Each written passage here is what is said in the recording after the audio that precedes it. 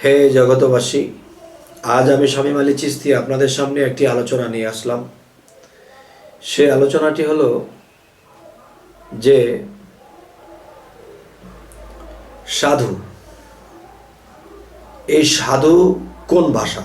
এই সাধু হলো সাংস্কৃতিক ভাষা। এই সাধুর আরবি কি?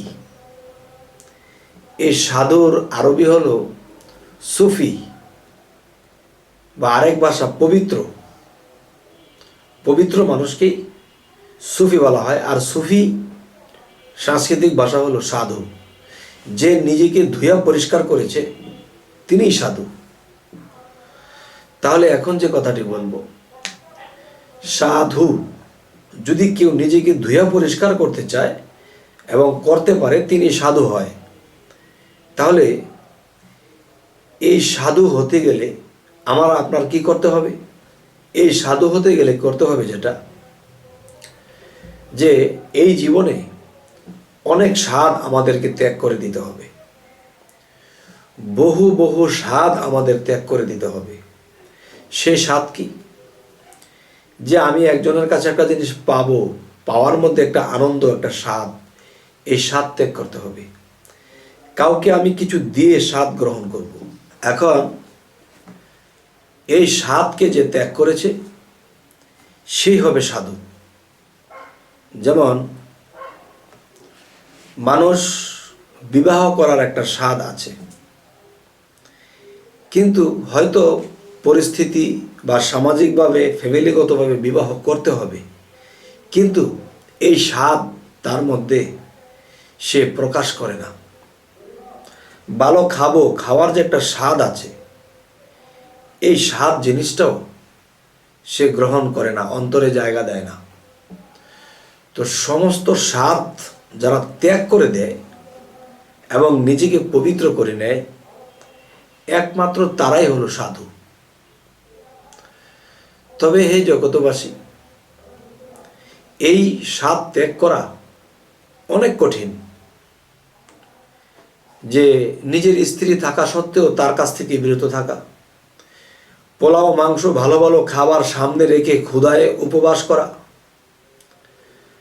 অনেক টাকা পয়সা থাকার পরেও আমি নিজেকে গরিবে হালে রাখা, মানুষের অনেক প্রশংসা পাওয়ার পরেও নিজেকে এতিম হিসেবে রাখা, এই জিনিসগুলো একমাত্র কে ঠিক রাখতে পারে?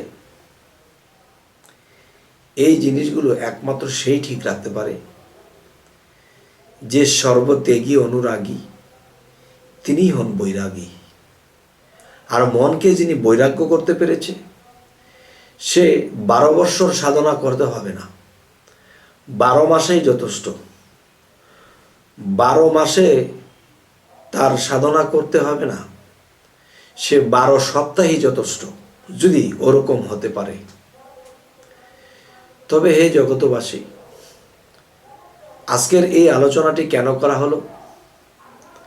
যে আমরা চলার পথে দেখি বহু সাধু, কাউকে দেখি লাল কাপড় পরে বের হয়ে গেছে, কাউকে দেখি হলুদ কাপড় পরে বের হয়ে গেছে, কাউকে দেখি সাধুর ভেষ ধরে সে ভিক্ষা করে খাইতেছে, কাউকে দেখি সাধুর ভেষে আছে সংসারেই, কিন্তু মিথ্যা প্রবঞ্চনার মধ্যে আছে। তখন দেখা গেছে যে এরই মধ্যে থেকে দেখা যায় কেউ দরবেশ, কেউ ধরছে ভেষ, আর এই ভেষের তো নাই কোনো শেষ। তবে আমরা খুঁজে পাবো কিভাবে সেই আসল দেশ? তবে হ্যাঁ, আজকে এই কথাটুকু বলার উদ্দেশ্য যেটি, যে আমরা ভেষ ধরব না, আমরা মূলত অন্তরকে বৈরাগ্য করে নেব। অন্তরের মধ্যে আমি কি হব? অন্তর্গতভাবে আমি দরবেশ হব, কিন্তু বাহিরের ভেষে নয়। আচ্ছা, একটি হলো মজনু হালত, পাগল। সে সংসার জীবন ছেড়ে এক নিয়ে বের হয়ে গেছে, তার নিজেকে নিজে মুক্ত করবে, সমস্ত কিছু ত্যাগ করে চলে গেছে। এ হলো মজনু হালত। সে আরেকটা মজনুকে তৈরি করতে পারবে না। আর যারা সংসারে থেকে আউলিয়া হয়েছে, সংসারকে মেনটেন করে আউলিয়া হয়েছে, তাদের হাল হলো সালেকিয়া হাল। সে 5টাকে ঠিক রেখে সে আউলিয়া হয়েছে। সে আরো 1000টা মজনু তৈরি করতে পারবে, সে আরো 1000টা আউলিয়া তৈরি করতে পারবে। কিন্তু একজন পাগল হাল, একজন মজনু হালত, সে নিজেকে রক্ষা করবে বলে বের হয়ে গেছে, কিন্তু সে নিজেকে মুক্ত করবে, অন্য কাউকে মুক্তির পথ দিতে পারবে না। যদি কেউ ভক্ত হিসেবে তার কাছে যায়, সে অন্য কোনো সালেককে দেখাই দিতে হবে যে তুমি ওনার কাছে গিয়ে শিক্ষা নাও, বায়াত গ্রহণ করো।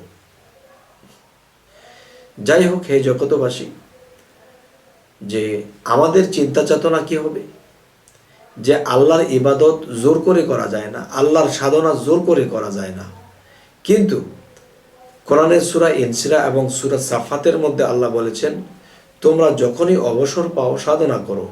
কিন্তু দুনিয়ার কাজ কর্ম অনেক কিছুতে ব্যস্ত থাকতে হয়, আর ব্যস্ততা অবস্থায় কিন্তু সাধন করতে বা ধ্যান করতে বসা যায় না। তাই অন্তরে রাখবো আল্লাহর নাম এবং বাহিরে করব জগতের কাম। তখন দেখা যায় যখন অবসর পাব তখনই করব ধ্যান, তখনই করব আল্লাহকে নিয়ে জ্ঞান। তাহলে আমরা অবশ্যই সফল কাম হতে পারব। তো আল্লাহ জোরপূর্বক বলে নেই যে আমার ইবাদত করতেই হবে, কিন্তু জোর করে যখন একটা কাজ ফেলে আমি আল্লাহর কাজে বসবো, তখন কাজের দিকে মন থাকবে, তখন কিন্তু আমার দ্বারা সাধনা হবে না, আল্লাহর সাক্ষাৎ ঘটবে না।